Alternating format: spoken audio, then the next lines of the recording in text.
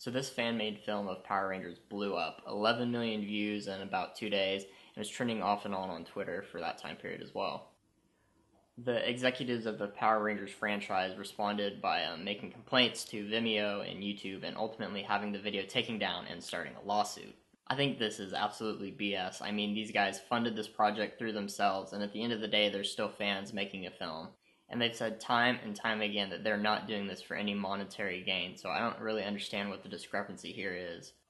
I really like watching content like this, especially fan films. It's one of the things that I go to YouTube and watch a lot of, whether it's Batman, these Power Rangers. I know that Dragon Ball Z just came out, and it's something that I'd really like to do one day myself as well. I think this lawsuit could really entail a lot for artists, musicians, filmmakers, all alike. All of these covers that you see of songs, parodies, fan films, artwork, all of that stuff is essentially endangered because of this. I really hate this situation because I'm afraid that it's going to make a lot of people scared to produce other similar content, whether it's in films, art, music, whatever. I think this really has the potential to change the way that we view a lot of things on YouTube and Vimeo.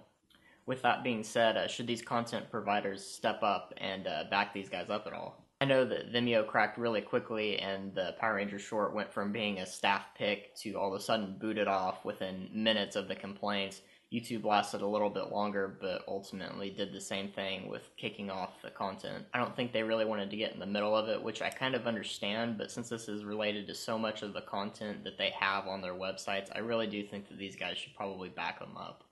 I asked my followers this question, and this is the response that I got. Harry Sampson said, apparently fair use doctrine no longer exists. If censorship like this is allowed, it could spell the end of indie content, which I really agree with, and I've said multiple times in this video already. If this is allowed to go through, I don't think a lot of the stuff that independent people do is going to be allowed to continue anymore. Joe Hollywood also said, agree completely. As long as he's not trying to profit off of it, leave him be.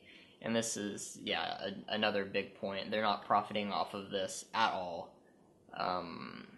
So, what's the big deal really? I mean, it's a fan-made film by a fan for all the other fans out there. I think that's the same with a lot of the other content that's out there. So why this particular one stirred up so much distress, I don't know. I don't really understand.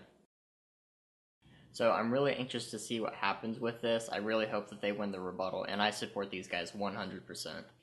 If you make content yourself or you watch a lot of this, I really encourage you to get behind this and educate yourself on what's happening and voice your opinion on social media or wherever that may be. If we don't take a stand on this, I think internet content is going to take a huge hit, and it's not going to be the same thing as we know it now, and I don't think it's going to be for the better. Ultimately, our creative license is just going to disappear, and I really don't want to be in a world like that.